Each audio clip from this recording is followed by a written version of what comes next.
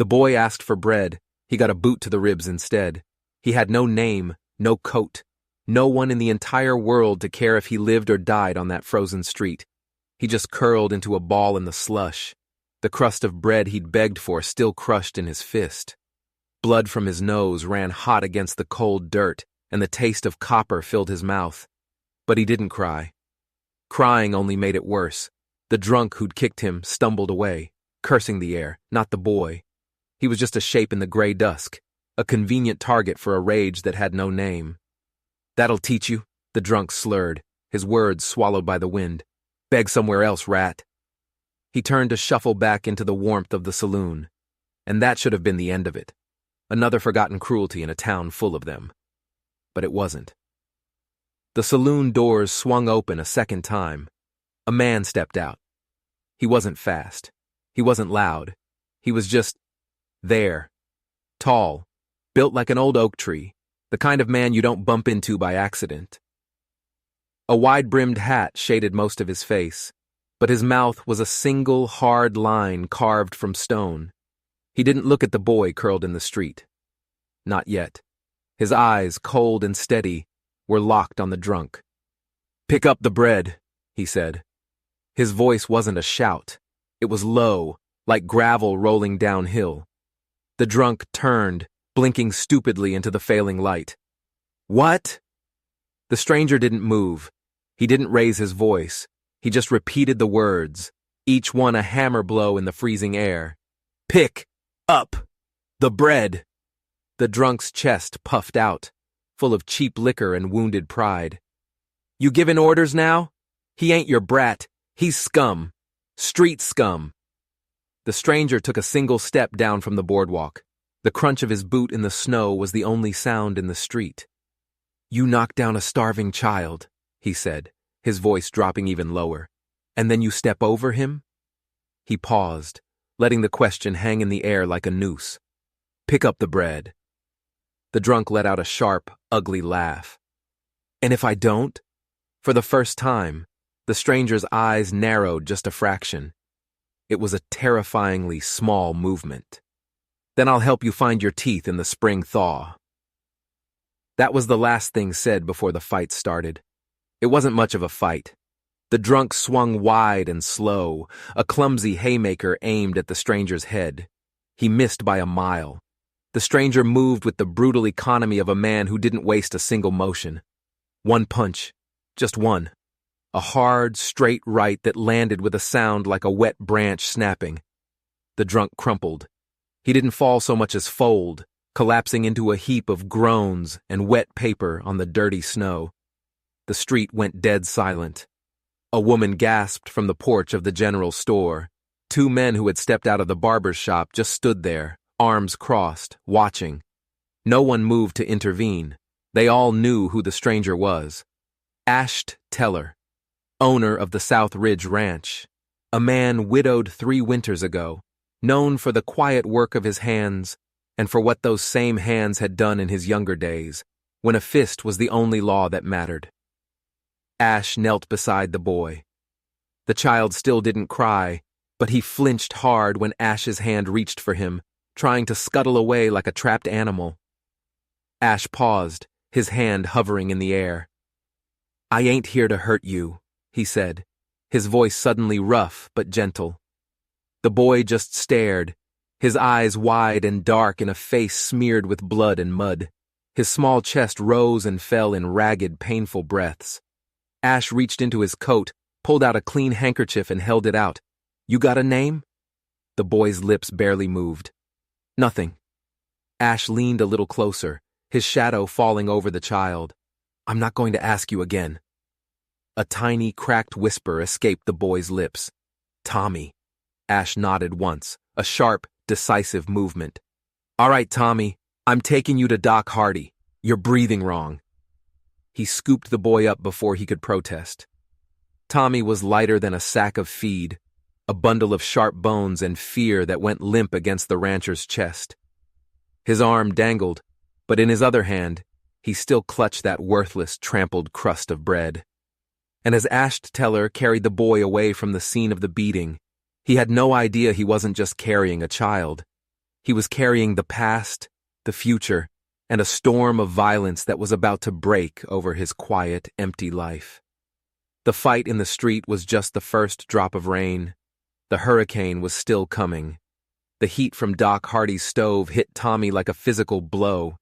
He stiffened in Ash's arms, overwhelmed by a warmth he hadn't felt in years.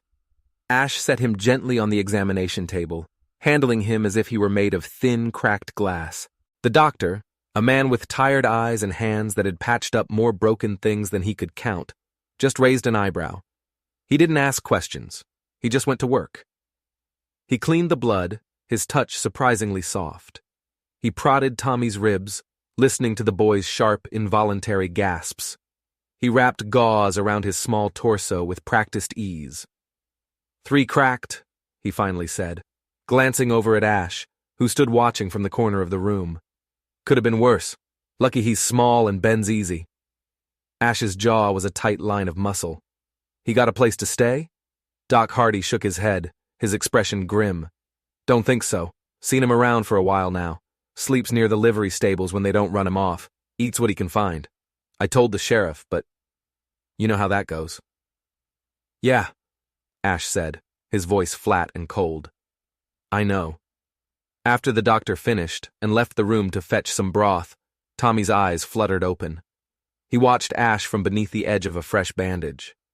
His voice was a bare whisper, almost lost in the crackle of the stove. Why'd you stop him? Ash didn't answer right away. He pulled a chair over and sat beside the table, his large frame seeming to fill the small room. He rested a hand on his knee, staring at the floorboards. You looked like someone I used to know, he said at last. Tommy blinked a slow, painful movement. Who? My boy, Ash said, the words simple and heavy. He died, years ago. The silence that fell between them was thick, but it wasn't uncomfortable. It was a shared, quiet space. After a long moment, Tommy looked at the floor and whispered, I'm sorry. Ash didn't flinch. He didn't offer platitudes. He just said, Me too. The doctor returned with a tin cup of steaming broth. Ash took it and held it for the boy. Tommy sipped it slowly, carefully, as if he expected it to be snatched away at any moment. Every swallow was a victory. Every drop of warmth was a miracle. That night, Ash didn't take him back to the livery. He didn't hand him over to the sheriff. He did the one thing he hadn't planned on, the one thing that would change the course of both their lives forever. He brought him home. The ranch house wasn't grand, just 4 small rooms and a barn, shadowed by the vast, lonely peaks of the South Ridge. But it was clean, and it was his. Tommy sat on a stool by the hearth, clutching a thick wool blanket Ash had given him. He didn't speak. He just watched, his eyes tracking Ash's every move as the rancher prepared a simple stew. The boy ate it the same way he'd drunk the broth, slowly at first, then with a desperate, shaking hunger that was painful to watch. You eat like you're scared it's your last meal, Ash observed, his voice neutral. Tommy looked up from his empty bowl, his eyes dark and ancient. It might be. Ash leaned forward, resting his forearms on the table. He met the boy's gaze, and for the first time, he let a sliver of something other than hardness show. Not here, he said. The words were a promise. Not in this house. Outside, the wind howled its lonely song across the plains. Snow began to flurry against the dark window panes, but inside, the fire burned bright and steady. For the first time in what felt like a lifetime, Tommy let the blanket fall from his shoulders. He didn't curl into a ball, he sat up straight. And for the first time in 3 long, empty years, Ash Teller felt a shift in the quiet rooms around him. It felt as though the house wasn't just a place to hold his grief anymore. He didn't know what it was becoming, but he knew with a sudden, bone-deep certainty that bringing this boy here had either saved him or condemned them both. There would be no turning back. Ash didn't sleep that night. He sat in his chair by the dying fire, watching the boy's small form rise and fall under a heavy quilt on the settee.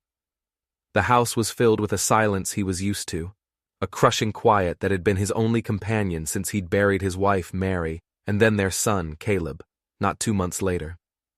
But tonight, the silence was different. It wasn't empty. It was waiting. The boy whimpered in his sleep, a small, wounded sound, and his hand twitched toward his sore ribs. Ash's jaw tightened. The ache in his own chest, the one he thought had been buried with his family, was stirring again. It had woken up the moment he'd seen that small child lying in the slush, a sight that had mirrored every nightmare he'd had for 3 years. He was up before dawn, stoking the stove, his movements methodical and practiced. The familiar chores were a comfort, a bulwark against the thoughts churning in his head. When he came back inside from the barn, stamping snow from his boots, he found Tommy awake. The boy was sitting up, still wrapped in the quilt, watching him with those same cautious, unreadable eyes. "Hungry?" Ash asked. It wasn't a question, it was a statement. Tommy just nodded. Ash put bread and a plate of scrambled eggs on the table. "Help yourself." The boy moved slowly, stiffly. He ate at the edge of the table, his eyes darting up every few seconds to see if Ash was watching. He was. After the silent breakfast, Ash handed him an old coat. It was far too big, the sleeves hanging down past his fingertips, but Tommy pulled it on without a word, clutching it around himself like armor. "Ever worked a ranch?" Ash asked. Tommy shook his head. "You're about to." He didn't push the boy hard.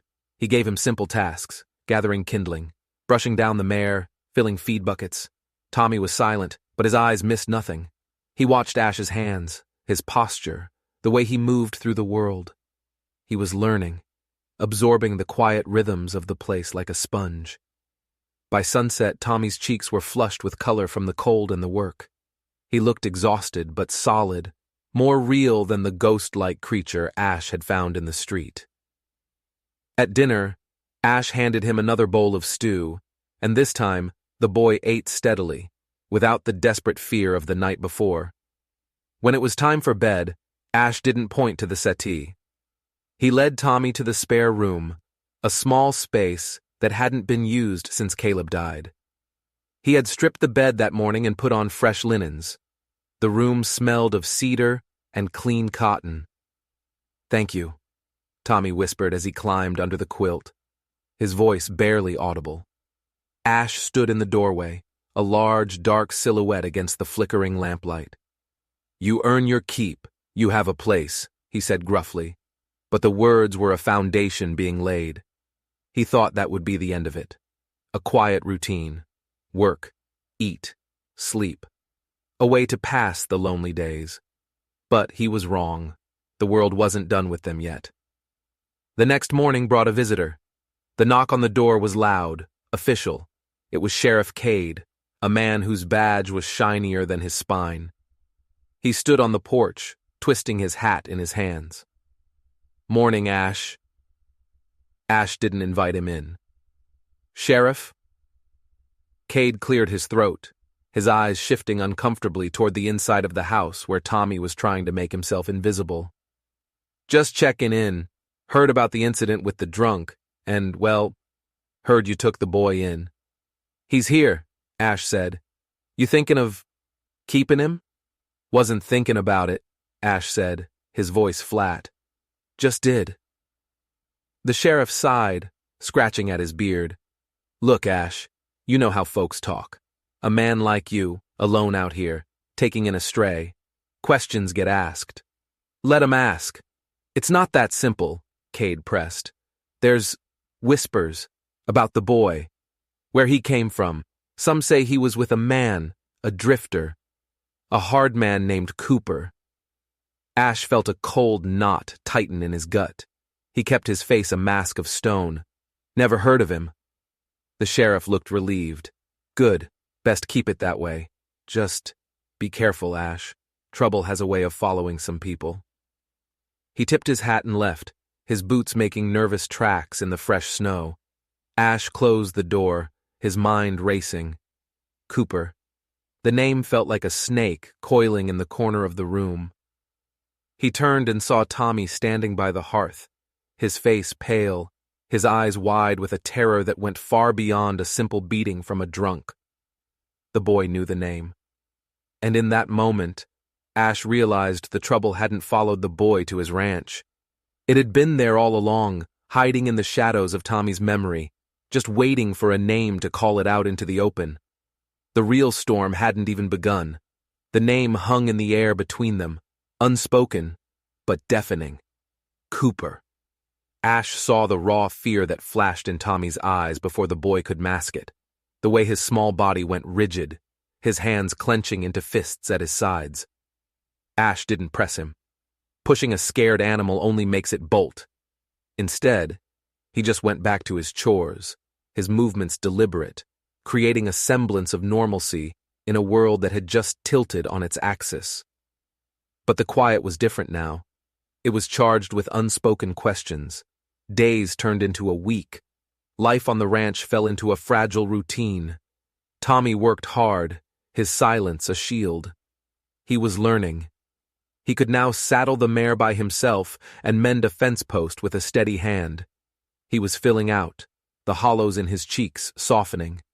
The fear was still there, but it was buried deeper now, under layers of exhaustion and hot meals, and the simple, undeniable fact that when he woke up, Ash Teller was still there. One afternoon, Tommy found the photograph. It was tucked away on a dusty shelf, half hidden behind an old ledger. A faded black and white image of a smiling woman holding a small, happy child. Ash came in from the barn and found him staring at it, his fingers tracing the edge of the frame. "That's my wife, Mary," Ash said, his voice quiet. "And that's Caleb, our boy." Tommy didn't have to ask what happened. The silence in the house was the answer. "She took sick," Ash continued, his voice rough. "Winter came early that year, the kind that freezes the soul. By the time I got the doc out here, it was too late." He paused, his gaze lost somewhere in the past. "Caleb, he just faded after that. It was like his world lost its sun. He followed her 2 months later."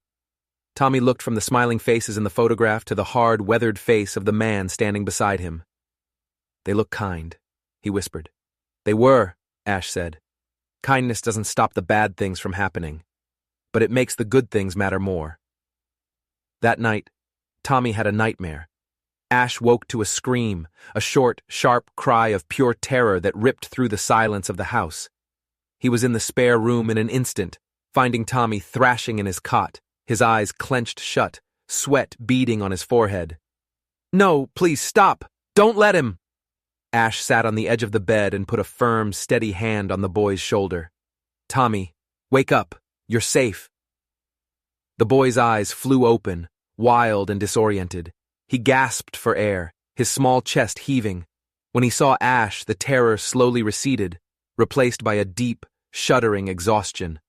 "I remember things," he whispered, his voice hoarse. "Things I try to forget." "We all do," Ash said, his voice low.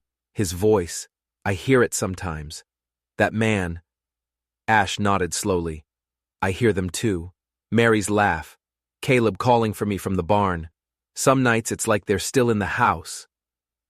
He looked at the boy, his own pain raw and exposed for a brief moment. "You're not broken, Tommy. You're wounded. Wounds heal. It just takes time, and you don't have to do it alone." The boy didn't answer, but he didn't pull away.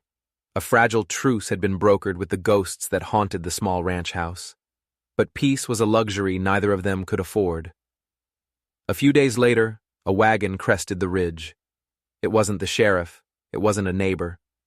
A woman sat on the seat, holding the reins with tense, white-knuckled hands. She stopped the wagon near the house and just sat there for a long moment, as if gathering the courage to step down. Ash watched her from the porch, his hand resting near the axe handle propped against the wall. Tommy stood just inside the doorway, a shadow behind the screen. The woman finally climbed down. She was thin, her face etched with worry, her shawl faded and frayed. She walked toward the house, her steps uncertain. "Are you Ash Teller?" she asked, her voice trembling. Ash just nodded. "That boy you took in, Tommy. Her eyes darted toward the house, trying to catch a glimpse of him. I think he might be my sister's son. Ash's blood ran cold. Explain. My sister's name was Ruth, the woman said, her words tumbling out in a rush. She disappeared nearly 2 years ago, ran off with a man named Lyle Cooper. Nobody trusted him. He came back through town last year, alone, said she'd left him. Her eyes filled with tears. But she had a boy, Thomas. He'd be about 8 now. I've been looking, asking everywhere. Ash's mind flashed back to the sheriff's warning, to the terror in Tommy's eyes. This woman, his aunt, hadn't brought comfort. She had just unknowingly lit a fuse. He never mentioned you, Ash said, his voice hard, testing her. I'm not surprised, she cried, wringing her hands. He was so little, and Lyle, he kept him close, kept everyone away. I should have fought harder. I should have. Ash cut her off. Come back tomorrow morning, he said, his voice leaving no room for argument. He'll be here. As the woman Mabel climbed back into her wagon and drove away, Ash felt a familiar coil of dread tighten in his gut. Her arrival meant the past was no longer a ghost. It was real. It was coming. And Lyle Cooper now knew exactly where to find the one thing he'd lost. That night, Ash looked at Tommy, who was staring into the fire, lost in his own thoughts. That woman, Ash said slowly. She says she's your aunt. She's coming back tomorrow. Tommy didn't even flinch. I don't remember any aunt. His voice was flat. I just remember him. You don't have to go with her, Ash said. But if she's family? Tommy finally turned to look at him, his small face set with a gravity that didn't belong on a child. I thought you were. The words hit Ash harder than any punch. He had no answer. He had opened his door to a stray and found himself standing in the path of a monster. And now he had to make a choice. Push the boy away to save his own peace, or stand and fight for a family he never knew he wanted. The sun would rise tomorrow, and it would bring with it a choice neither of them could take back. The sun broke late the next morning, a pale, watery light filtering through a sky the color of old iron. A storm was brewing on the horizon, a mirror of the one brewing inside the small ranch house. Ash and Tommy sat at the table in silence, the air thick with unspoken words. The coffee in Ash's cup went cold. An hour later, the crunch of wagon wheels on the frozen ground announced Mabel's arrival. She was bundled in the same faded shawl, her face pale and anxious. Ash let her in, and she and Tommy sat across from each other at the table, 2 strangers bound by blood and tragedy. You look like her, Mabel whispered, her voice choked with emotion. Your mother, Ruth. She was stubborn, quick to laugh, but even quicker to fight for what she loved. Tommy just stared, his face a perfect, unreadable mask. She loved you, Thomas, Mabel insisted, leaning forward. Whatever else happened, she loved you.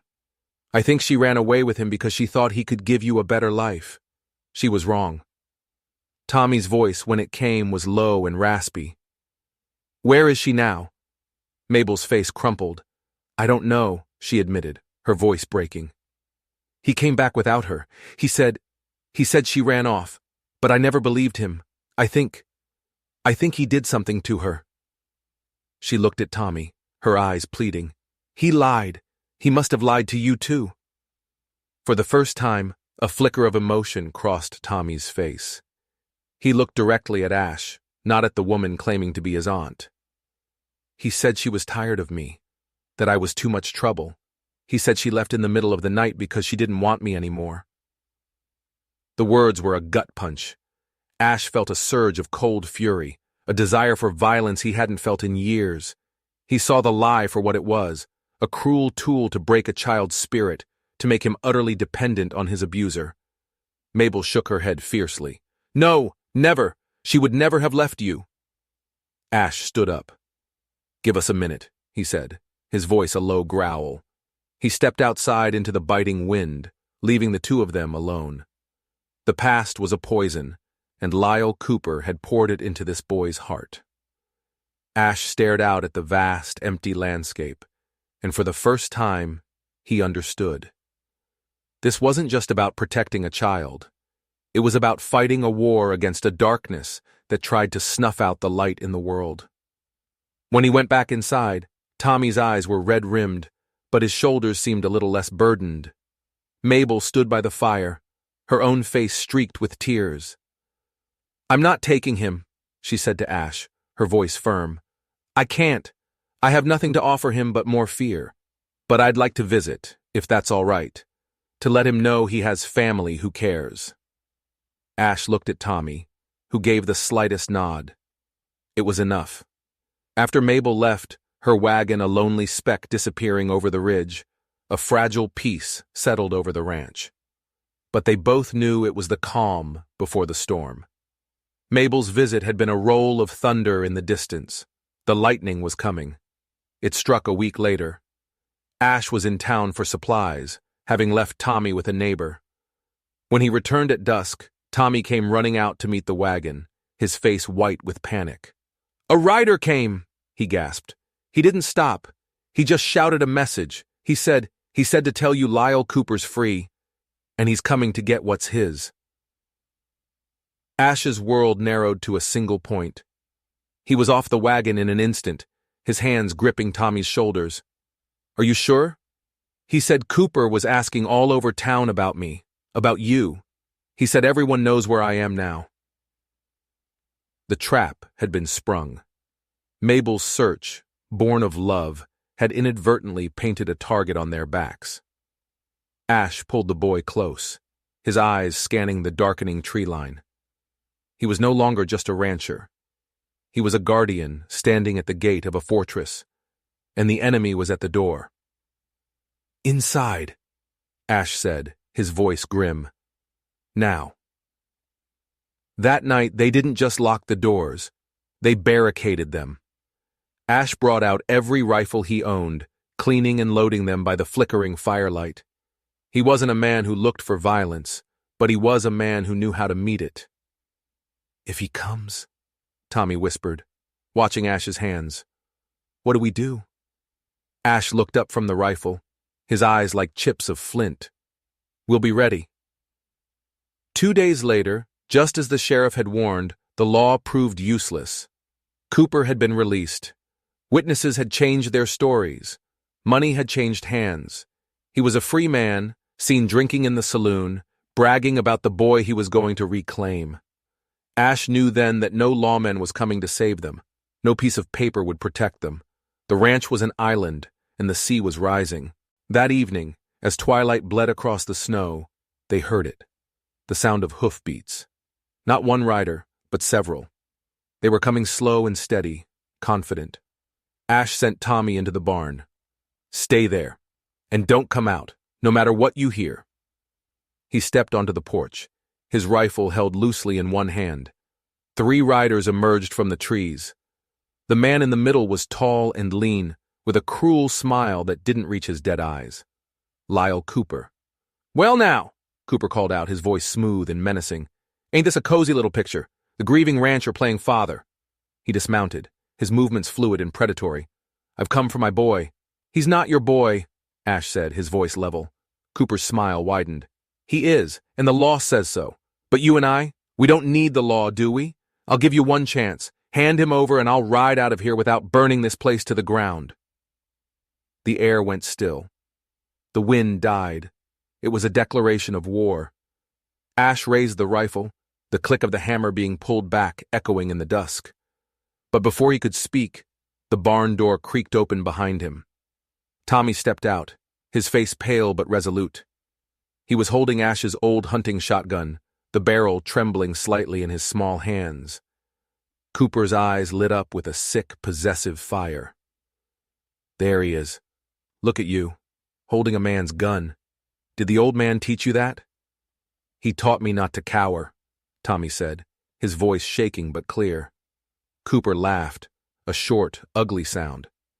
"You'll regret this, old man, both of you." He mounted his horse, his eyes promising violence. "This ain't over." As they rode away, disappearing into the shadows, Ash knew Cooper was right. This wasn't the end. It was the final warning. The next time they came, they wouldn't come to talk. They would come to take and to kill anyone who stood in their way. The ranch was now under siege. The weight was a living thing, a predator stalking the edges of the ranch, its breath cold on the back of their necks. Every creak of the floorboards, every cry of a distant coyote, was the sound of approaching doom. Tommy started sleeping with his boots on. Ash didn't sleep at all, sitting on the porch through the long, frozen nights, a rifle across his lap, his eyes scanning the darkness. They were two soldiers in a silent war, holding a line against an enemy they couldn't see but could feel in their bones. The world had shrunk to the four walls of the cabin and the snow-covered land around it. There was nowhere to run. Then, in the darkest hour of a moonless night, something changed. A wagon appeared on the horizon, moving slowly, wearily toward the ranch. It wasn't Cooper's men. It was a single traveler. Ash met the wagon at the edge of his property, rifle in hand. A woman sat on the seat, her face tired and etched with a sorrow so deep it looked permanent. She was tall and straight-backed, wrapped in a dark shawl despite the biting cold. "I'm looking for work," she said, her voice surprisingly steady. "My name is Josephine Merrill. I heard in town you might have need of a hand, with a boy to raise and all." Ash stared at her, his mind racing. A stranger. Now? It was too convenient. A trap. Cooper was clever. He could have sent her. A spy to get inside their defenses, to find their weaknesses. "We ain't hiring," he said, his voice flat and hard. The woman, Josephine, didn't flinch. She looked him square in the eye. "I lost my husband and my home to a fire in the mining town over the ridge. I'm not looking for charity. I'm looking for a roof and honest work. I can cook, clean, mend, and I can handle a rifle better than most men." Her gaze was direct, her words plain. There was no plea, only a statement of fact. Something in her directness, in the unvarnished pain in her eyes, gave Ash pause. He looked back at his house, a fortress of two, and saw its vulnerability. He saw the exhaustion on Tommy's face, the fear the boy tried so hard to hide. He was trying to be a father, a protector, a teacher, and he was failing. He couldn't do it all alone. He made a decision. It was a gamble, a wild, desperate bet that could either be their salvation or their ruin. "There's a spare room," he said gruffly. "The work is hard. The pay is food and shelter. That's all." Josephine just nodded once. "It's enough." Tommy watched from the window as she stepped down from the wagon, a single carpet bag in her hand. His face was a mask of betrayal. Another stranger, another adult to make promises that would be broken. He retreated into a stony silence, refusing to speak to her, refusing to even look at her. Josephine didn't push. She moved about the house with a quiet efficiency, her presence a low hum in the background of their tense existence. She cooked meals that were better than Ash's stew. She mended the curtains. She cleaned the soot from the fireplace. She never asked about Cooper. She never asked about the past. She simply was. One evening, she sat by the fire reading from a worn Bible, her voice low and steady. Tommy, who had been pretending to carve a piece of wood in the corner, slowly lowered his hands and listened. She wasn't reading to him. She was reading for herself. But the words filled the quiet spaces in the room, a balm on their raw nerves. The next day, Tommy was struggling to tie a knot Ash had shown him, his fingers clumsy with frustration. Josephine came over, not speaking, and gently guided his hands, her touch firm but kind. "Like this," she said softly. "You just have to learn to trust the rope." He didn't pull away, but the fragile peace was shattered by the arrival of the law, not to help, but to hinder. Sheriff Cade rode up, a grim look on his face, an official-looking paper in his hand. "Ash, I'm sorry," he said, avoiding his eyes. "It's a court summons. Lyle Cooper's brother Edwin, from the city. He's filed for legal custody of the boy." Ash took the paper, his knuckles white. It was a brilliant, cruel move. Cooper couldn't take the boy by force without being branded an outlaw, but his wealthy, respectable brother could use the law to do it for him. They would paint Ash as an uneducated, violent recluse unfit to raise a child. "On what grounds?" Ash snarled. "Says the boy belongs with his bloodkin. Says you're a danger to him." The sheriff shook his head. "I'm sorry, Ash. You have to be in court in a week." That night, the house was silent again, but this time it was a silence of despair. They were trapped. A battle of fists and guns was one thing. A battle of lies and lawyers was another. "They'll take me, won't they?" Tommy whispered, his voice small and broken. Ash didn't have an answer. He looked at Josephine, who had been quietly watching them. Her face was calm, her eyes clear. She walked over to Tommy and knelt in front of him. "Sometimes," she said, her voice a rock in the storm, "the world tries to tear apart what God is mending." She took his small, trembling hand in hers. "We will not let it." Then she looked at Ash, her gaze unflinching. "I buried a husband and 2 children. I know what it is to lose a fight. This is not a fight we are going to lose." In that moment, Ash knew. She wasn't a spy. She wasn't a threat. She was a soldier who had just enlisted in their war. The odds were impossible. The world was against them. But for the first time, he wasn't standing alone. He had an army of 3, and they would go to court not to beg for mercy, but to demand justice. The courthouse was a cold, stone beast that smelled of old paper and fear. It was designed to make a man feel small, and Ash Teller, standing in his clean but worn work clothes, felt it. He was a man of dirt and sky, of horses and leather, and this world of polished wood and echoing whispers was not his own. Tommy stood beside him, his small hand gripping Ash's, his face pale. Josephine was on his other side, a silent, formidable presence in her dark, simple dress. Across the room stood Edwin Cooper. He was everything Ash was not. Soft, slick, dressed in a tailored city suit, a smug smile playing on his lips. He looked at them like they were something he'd scraped off his boot. His lawyer, a man with a voice as oily as his hair, began. He painted a picture of Lyle Cooper as a misunderstood, grieving man who had taken in his sister's abandoned child. He painted a picture of Ash Teller as a violent, unstable hermit who had kidnapped the boy after a drunken brawl. He produced documents, letters, a photograph of a smiling Tommy with a man who was supposed to be his uncle. Lies, all of it, but they were powerful lies, wrapped in legal language. "And what can this man offer the boy?" the lawyer sneered, gesturing at Ash. "A life of squalor and ignorance on a failing ranch? Or can he offer him the future he deserves, with his rightful family, a future of education, prosperity, and love?" It was a masterful performance. Ash could feel the judge's opinion shifting. He could feel the trap closing. He was just a rancher. How could he fight this? The judge turned to Josephine.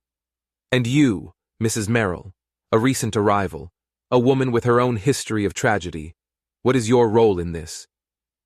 Josephine stepped forward, her back straight as a fence post. "My role, Your Honor, is to speak the truth. I have seen what real love looks like. It does not look like Mr. Cooper's tailored suits. It looks like a man who sits up all night, watching over a sleeping child who is terrified of the dark. It sounds like a man teaching a boy how to mend a fence, his voice patient and low. I have seen what neglect looks like. It looks like the scars on that boy's back and the fear in his eyes when he first came to that ranch. Mr. Teller did not give that boy squalor. He gave him sanctuary." Her words hung in the air, simple, powerful, and true. The judge looked at her, then at Ash, his expression thoughtful. "Mr. Teller," he said, "you have been very quiet. Do you have anything to say?" Ash stepped forward. He wasn't a man of many words. "Your Honor," he began, his voice rough but clear. "I ain't his blood. That's true. I can't give him fancy schools or city clothes, but I can give him a home where he don't have to be afraid. I can teach him the difference between right and wrong, not from a book, but by doing it. I can teach him that a man's worth ain't in what he owns, but in what he protects. He looked over at Tommy, his gaze softening. I found him broken, and every day he's putting himself back together. That ain't my doing. That's his. He's the strongest person I know. He then turned back to the judge.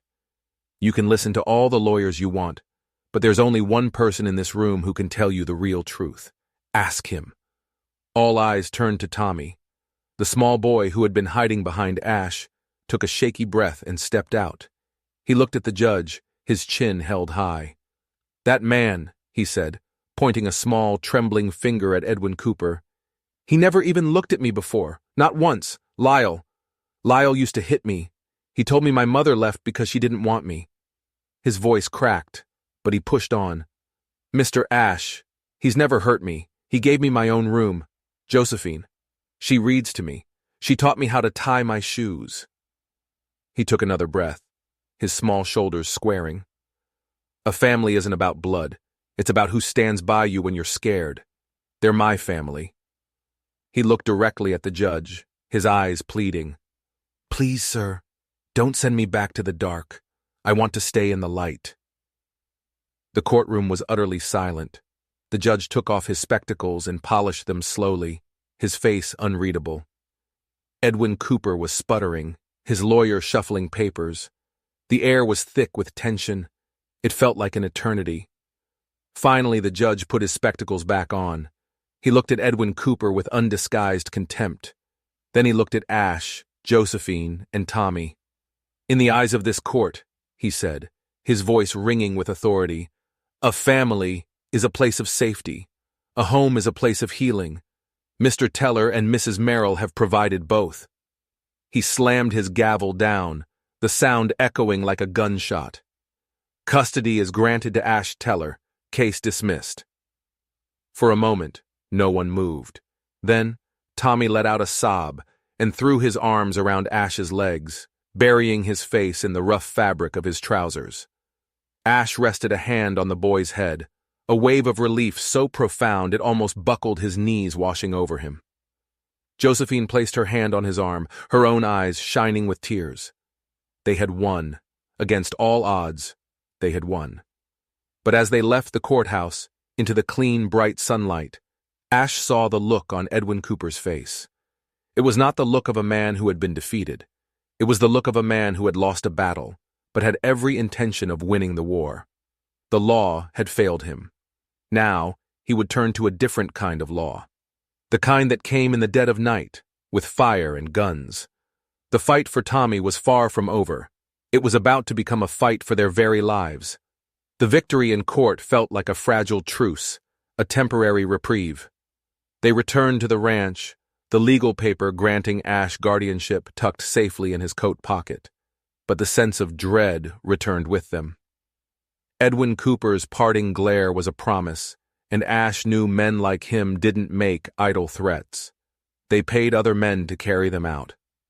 Life fell back into its rhythm, but it was a rhythm played on a taut wire.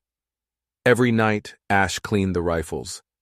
Every evening, Josephine would walk the perimeter of the house, her eyes scanning the tree line. Tommy, though relieved, was jumpy, startled by every sudden noise. They were a family living under siege, waiting for the inevitable attack. It came a week later. The dogs started barking first, a frantic, vicious sound that was different from their usual nightly chorus. Ash was out the door in a second, shotgun in hand. "Josephine, get him to the cellar!" he yelled. Josephine didn't hesitate. She grabbed Tommy, who was frozen with fear, and pulled him toward the heavy cellar door in the floor. "Go, Tommy, now!" she urged, her voice tight but calm. Outside, the darkness was alive. Ash could see the flicker of at least half a dozen torches moving through the trees, circling the house like wolves. A voice cut through the night, dripping with smug satisfaction. Edwin Cooper. "Teller!" he shouted. "The law was a mistake. I'm here to correct it. Send out the boy and we'll let you and the woman live." "You're trespassing, Cooper," Ash yelled back, taking cover behind a water trough. I'm taking what's mine by blood. Suddenly, a torch sailed through the air, landing on the dry roof of the barn. It caught instantly, flames licking up the old weathered wood with a hungry roar. They weren't just there to take the boy. They were there to erase them, to burn the ranch to the ground until nothing was left but ash and memory. Another torch hit the side of the house. Gunshots erupted from the darkness. Splinters flew from the cabin walls near Ash's head. He fired back, the shotgun bucking against his shoulder, but it was like shooting at ghosts. They were everywhere. Inside, Josephine had gotten Tommy into the cellar, but she hadn't followed. Instead, she grabbed the rifle she'd claimed as her own and took up a position at the back window. The calm, quiet woman who read the Bible by the fire was gone. In her place was a warrior, her face grim, her movements precise. She fired into the night, not wildly, but with a steady, calculated aim that made the attackers scatter for better cover. The battle raged, the air filled with smoke, the roar of the fire, the crack of gunfire. The barn was now fully engulfed, a raging inferno lighting up the nightmaric scene. Ash fought with a cold, desperate fury, moving from cover to cover, trying to protect the home that had become his world. Then, he heard a crash from the back of the house, the sound of a door being kicked in. He sprinted back, his heart pounding. He found two of Cooper's thugs inside, trying to get to the cellar door. Josephine stood before them, using the empty rifle as a club, a fearless guardian protecting the child below. Ash shot one of the men. The other turned on him, a long knife flashing in the firelight. They grappled, a brutal, close-quarters fight for survival. Ash was strong, but the man was younger, quicker. The knife slashed his arm, hot pain searing through him. Just as the man raised the knife for a final killing blow, a small figure erupted from the cellar. It was Tommy, his face a mask of terror and rage. He was holding a heavy cast-iron skillet, and he swung it with all his might, connecting with the back of the man's head. The man grunted and staggered, stunned. It was the opening Ash needed. He drove his fist into the man's throat, and he went down, choking. But the momentary victory was cut short. Edwin Cooper himself appeared in the broken doorway, a pistol in his hand, his face contorted in a mask of fury. He saw Ash, wounded. He saw Josephine, struggling to reload her rifle. And he saw Tommy. "There you are!" he snarled, and lunged for the boy. He was too fast. He grabbed Tommy, pulling him into a chokehold, pressing the pistol to his head. "It's over, Teller!" he screamed, his voice cracking with madness. "The boy is mine!" Ash froze, blood dripping from his arm. Josephine stood helpless, the rifle useless. The world stopped. The fire roared. The boy struggled. Everything they had fought for was about to be lost. "Let him go, Cooper," Ash said, his voice a low plea. "Never!" Edwin shrieked. And then something happened that no one expected. Josephine, who had seemed frozen in place, took one step forward. She didn't look at the gun. She looked directly into Edwin Cooper's eyes. "You are not his blood," she said, her voice ringing with a strange, calm authority. "You are a disease, and we are the cure." While Edwin was distracted by her words, her eyes flickered down to the floor, to the heavy wood axe Ash used for kindling, lying near the hearth. Her gaze then shot to Ash. It was a silent, desperate command. Edwin noticed the shift. He turned his head for a fraction of a second to follow her gaze. It was all the time Ash needed. He dove not for Cooper, but for the axe. He came up with it in his good hand, a primal force of righteous fury. Cooper tried to turn the pistol back toward him, but he was too slow. The fight was over. Silence fell, broken only by the crackle of the burning barn. Edwin Cooper lay still on the floor.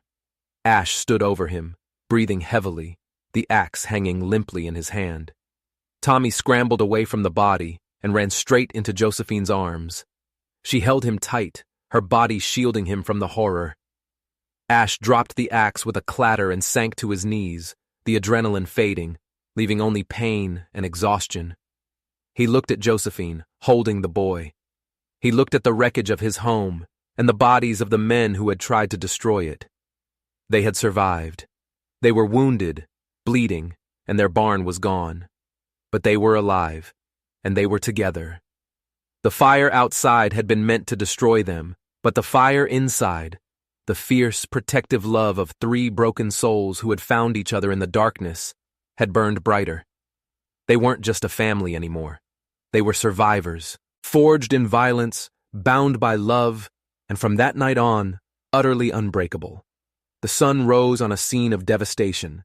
The barn was a smoldering ruin, a black skeleton against the pale pink sky. The house was scarred, its windows broken, its door hanging off its hinges. But it was still standing. They didn't talk about what had happened. There were no words for it. Instead, they moved. Ash, his arm bandaged tightly by Josephine, worked with a grim determination. Together they dealt with the bodies of Cooper's men, a grim, silent task that felt more like a burial of the past than an act of violence. They were closing a chapter, burying the ghosts that had haunted them. Tommy worked alongside them. He wasn't a frightened child anymore. There was a new stillness in him, a quiet strength. He had faced the monster from his nightmares and had not broken. He hauled water, helped clear debris, his small face set with a seriousness that made him seem older than his years. Josephine was the quiet center of their whirlwind of activity. She cleaned the house, tended to Ash's wound, cooked food, her hands never idle. Her presence was a steady, calming anchor in the chaotic aftermath. In the days that followed, a strange thing happened. The town, which had once whispered and watched from a distance, began to reach out. The sheriff came, not with a summons, but with a wagon full of lumber, his face a mixture of awe and apology. "Figured you might need this," he'd mumbled. "What you did, it was justice." Mrs. Langley from the general store brought pies and a new set of curtains. The blacksmith offered to help rebuild the barn. They didn't ask questions. They didn't need to. The story of the siege at South Ridge had become a local legend, a tale of how a quiet rancher, a broken woman, and a lost boy had stood against the darkness and won. They had become more than just a family. They were a symbol of defiance. One evening, as the three of them sat on the porch, watching the sunset paint the sky, Tommy turned to Ash. "Did you mean it?" he asked softly. "That night, when you said we were a family." Ash looked at the boy, at the open, trusting face that was no longer haunted by fear. He looked at Josephine, who sat beside him, her hand resting near his. He didn't have to think about the answer. "I did," he said, his voice thick with emotion. He then turned to Josephine. In the fading light, her face was beautiful, etched with the lines of a life that had been hard but had not defeated her. He had brought her here as a gamble, a desperate move in a losing game. But she had become his partner, his confidant, his strength. "Josephine," he began, his voice rough.